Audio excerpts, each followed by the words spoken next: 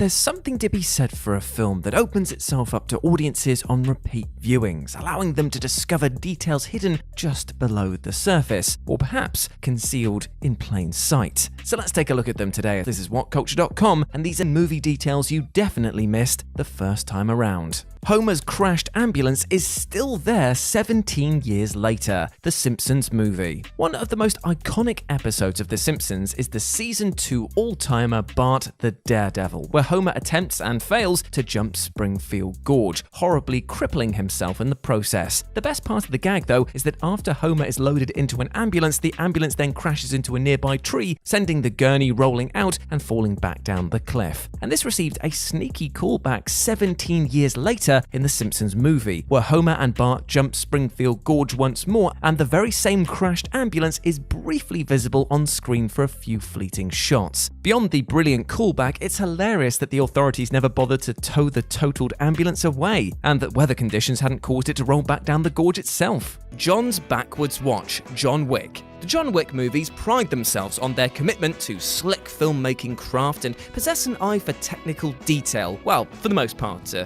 Those suspiciously quiet guns that he had in John Wick 2, they were a bit weird, right? But one minor yet fascinating detail relates to Wick's watch, which for the most part he wears reversed, with the strap facing outward, while the watch face itself only visible on the inside of his wrist. Now what this does is showcase subtly how well trained in combat Wick is, as it makes it easier to read in tight situations, makes it less likely to be smashed on any exterior surfaces, and most importantly of all, ensures that the glare from the watch face won't give away your position to enemy combatants. Now, while it might look strange at first glance, it's actually another bit of brilliant world building that cements just how badass John Wick really is. Katie is wearing the Shining themed socks, The Mitchells vs. the Machines. If you've not seen Netflix's The Mitchells vs. the Machines yet, you absolutely positively need to. With Phil Lord and Christopher Miller producing the film, it's little surprise that it is jam-packed with sneaky blink and you'll miss it nods to classic movies. But perhaps the neatest reference in the entire film is a simple but elegant one. Katie can be periodically seen wearing socks with a pattern which should be instantly recognizable to Stanley Kubrick fans. The pattern is exactly that of the Overlook Hotel's carpet in Kubrick's The Shining. Amusingly, this isn't the only animated film the iconic pattern has appeared in. The very same carpet is also visible in Sid's home in the original Toy Story.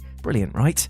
An actual praying mantis. Avengers Infinity War. There's so much going on in Avengers Infinity War that you can't really be blamed for missing all the small details that are packed into each of the film's ludicrously dense shots, but here's a cute little treat for anyone paying attention to the criminally underused Mantis. When Star-Lord and company head to Nowhere to intercept the Reality Stone before Thanos can acquire it, Mantis hilariously sneaks through the hallway while adopting the defensive stance of her namesake, the Praying Mantis. Better still, Mantis actually does this a number of times throughout the film, but it's generally when there's so much other chaos happening on screen that it effortlessly fades into the background. However, once you notice it, it becomes a brilliant little side joke to a wonderfully charming character. Borat unknowingly handles Israeli firearms. Borat. Now, few would call Borat's humor subtle, though Sacha Baron Cohen did nevertheless manage to sneak in the occasional sly and secret gag that only the most attentive of viewers would actually notice. In the infamous scene where the Jewish-hating Kazakh reporter visits a gun shop in order to peruse weapons which would, defend himself, the store owner then hands him a Desert Eagle pistol. Now, the irony is that the Desert Eagle is about as Jewish as guns get, because at the time of filming, it was manufactured by an Israeli company, aptly named Israel Weapons Industries. Now, it's impossible to consider that this is a coincidence, given the attention to detail that Cohen applies to his razor-sharp satire, even if it does mean that the scene is probably more staged than it first appears. Jigsaw's identity is spoiled early on. Saw. The first Saw movie is best remembered for its masterful sleight-of-hand ending, its brutal but not too over-the-top gore-fest action scenes, and a surprisingly decent outing from all of the cast involved. Now, one of the biggest twists is when it's revealed that John Kramer, aka Jigsaw himself, had been playing dead this entire time as part of his deadly game. Yet, what's interesting to note is that you can actually see who Jigsaw is earlier on in the film if you're looking at this hospital scene at the right angle. When Dr. Gordon is doing his rounds at the hospital, he briefly stops off at John Kramer's bedside. Now, on first viewing, this scene is of course completely innocuous, but if you look at Kramer's sketch pad on the right-hand side of the frame, frame, you'll see a technical drawing of what is very clearly the reverse bear trap which Amanda is placed in by Jigsaw. It's gruesome stuff and definitely highlights how callous his medical staff were seeing him, as they not only talked about him in a condescending and clinical manner, but they ignored these detailed and disturbing images.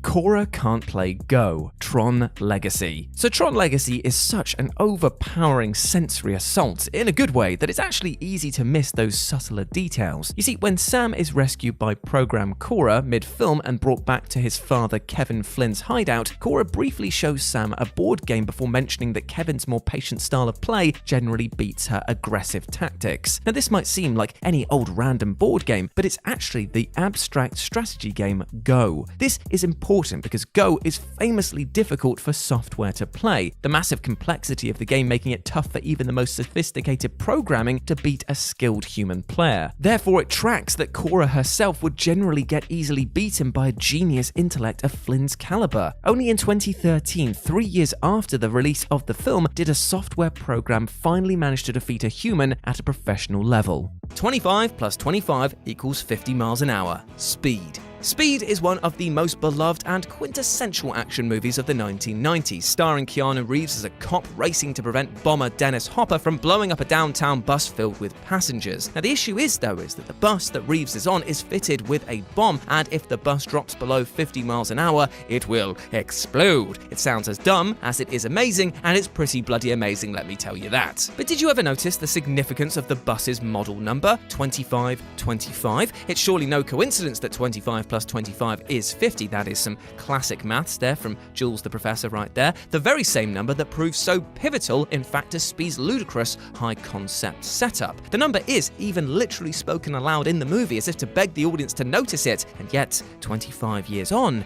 it's still largely missed by most. Ruth Bader Ginsburg's Cameo, Deadpool 2. The Deadpool movies are of course stuffed with cheeky Easter eggs, details and references, many of them hand-picked by the merc with the mouth himself, Ryan Reynolds. But Deadpool 2 features an especially hilarious one that's easily missed on your first viewing of the riotous scene where Deadpool and Weasel are interviewing potential X-Force members. For a few seconds we can see Deadpool leafing through headshots of candidates, and one of which is the late great Associate Justice of the Supreme Court, Ruth Bader Ginsburg. And if you look closely enough, you might even notice that the accompanying text identifies her by her affectionate nickname, Notorious RBG. And Weasel can also be heard saying, supposedly, she can rap. Sadly, RBG was just ultimately too damn cool for the X-Force.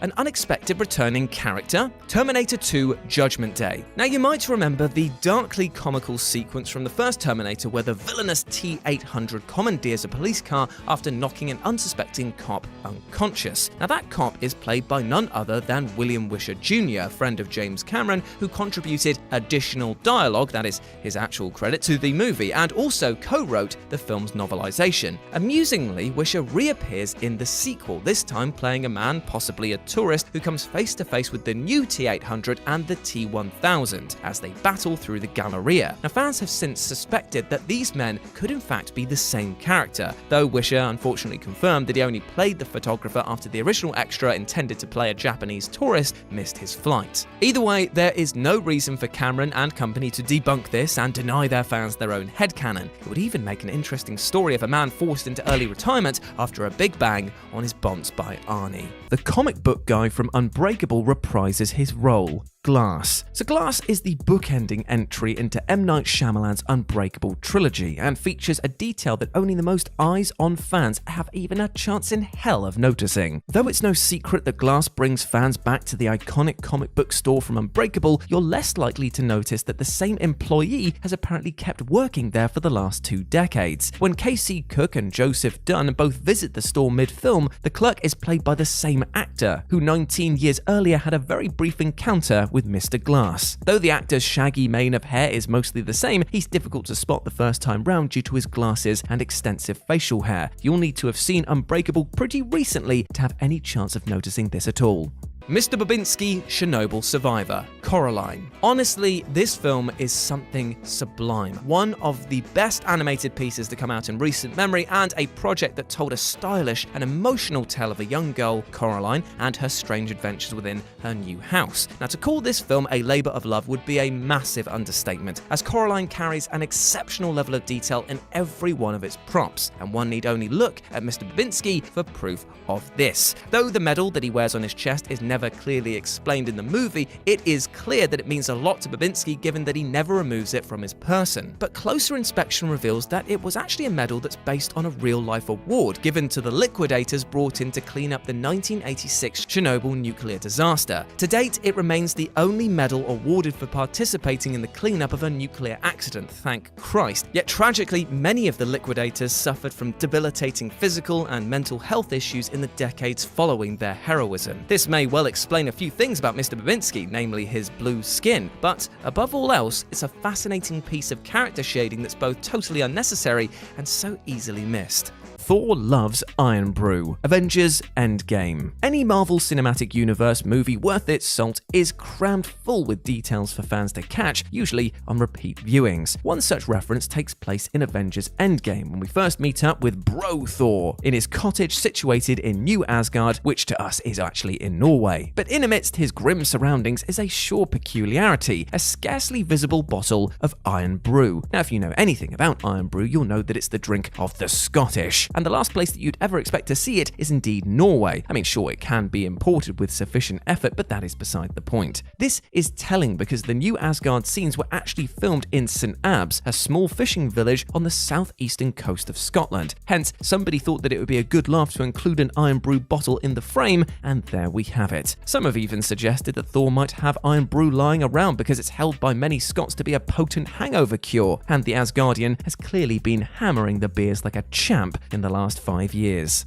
Bison is a gamer. Street Fighter, the movie. Street Fighter the movie may be terrible by any conventional metric, and a film that is just so bad it's good for the rest of us, so therefore it's impossible to blame anyone for not noticing small pieces in this title. Side note, I actually love this film, especially Raul Julia's Bison performance, of course! And it is Bison who this final entry centers on, as if you look carefully at the scene in which Julia shoots Jean-Claude Van Damme's stealth boat, you'll see the control panel that he's using is none other than a Street Fighter 2 arcade cabinet. It might only be on screen for the tiniest of times, but it popped me large when I saw this pristine joystick layout, and also because it would most definitely explain why all of the shots miss, because I cannot think of a less responsive manner of activating cannons and other traps than this. Alan is watching porn. Alan Partridge, Alpha Papa. Now this is one of these hysterical details sure to leave you spit-taking all over your TV when you notice it. In one of the opening scenes of Alan Partridge's Alpha Papa, Steve Coogan's personal assistant Lynn visits him in his shed, where he mentions that he's been researching the osprey population in the UK. Hilariously though, we can see what Alan's actually researching thanks to the reflection in his glasses, and it is, yes, a nude woman. Given that Lynn can see right through the ruse, she's none too impressed. As audience members though, this one's missed in a flash if you aren't looking at the right part of the screen.